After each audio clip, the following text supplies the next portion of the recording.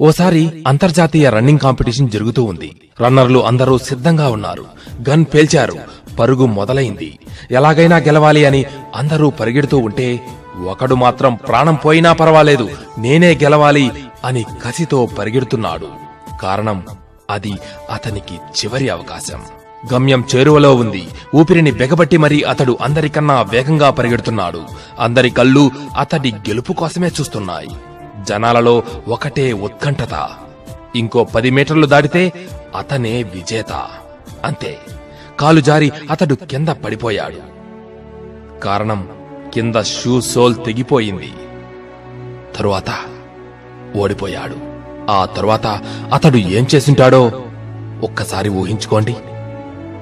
ఇప్పుడు మీరు ఊహించుకున్నదంతా తప్పే అయ్యుండొచ్చు.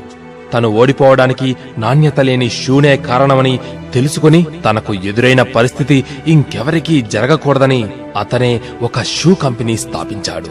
ఇప్పుడు అతడు స్థాపించిన ఆ కంపెనీ ఈ ప్రపంచంలో గొప్ప షూ కంపెనీల జాబితాలో చేరిపోయింది.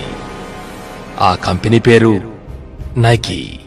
ఓటమి ఎప్పుడూ ఒంటరిగా రాదు. అద్భుతమైన అవకాశాలను తన వెంటబెట్టుకుని మరీ వస్తుంది. ఆ ఓటమి కారణంగా నిరాశ నిస్పృహలతో ఉన్న మనం వాటిని గుర్తించలేకపోతున్నాం. అలాంటి సమయంలోనే మనలో కలిగే ఓడిపోతాము అనే ఆ భయాన్ని ఉరితీయాలి. అవకాశాన్ని కోల్పోయామనే ఆ దుఃఖాన్ని కాల్చిపారేయాలి. కృంగిపోకుండా నిరాశకు తలకొరివి పెట్టాలి. ఏదైనా మొదలు పెట్టేటప్పుడు చివరిలో ఉండే మెట్టును చూస్తే భయమే కలుగుతుంది. కాని నీ ముందు మెట్టు మాత్రమే చూసుకుంటూ ఎక్కు. ఏదో ఓ రోజు వెనక్కు తిరిగి చూస్తే ప్రతి మెట్టు మీద రక్తపు మరకలు కనబడతాయి. ఆ రక్తం నీది కాదు, నీ కాళ్ల కింద నలిగిపోయిన కష్టాలు అవి. ఆత్మవిశ్వాసాన్ని మించిన బలమైనది ఈ భూప్రపంచంలో ఏదీ లేదని మరచిపోకు. విజయోస్తు, దిగ్విజయోస్తు.